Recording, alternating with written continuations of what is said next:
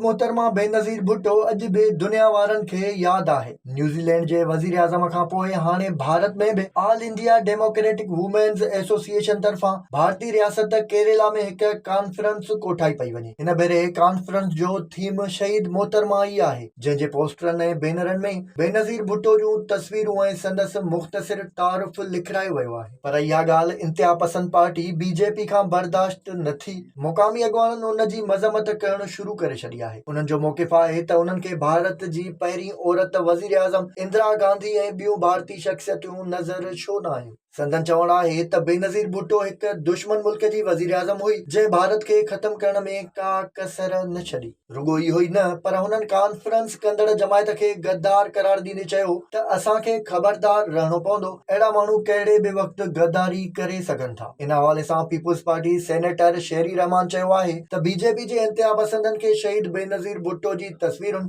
ऐं तरक़ी पसंद नज़रियनि मां अॼु बि ख़तरो महसूस थी रहियो आहे। हुन चयो त all India democratic women's association जी जुरत खे सलाम पेश कयां थी। शहीद मोहतरमा बेनज़ीर भुट्टो न रुॻो पाकिस्तान पर सॼी दुनिया जी औरतुनि लाइ हिकु रोल मॉडल आहे। हुन सॼी हयाती इंतिहा पसंदी ख़िलाफ़ जंग विड़ी ऐं आख़िर ताईं जबल जियां बीठी रही। विज़िट कयो अवामी आवाज़ मीडिया ग्रुप जी वेबसाइट awamiawaz.pk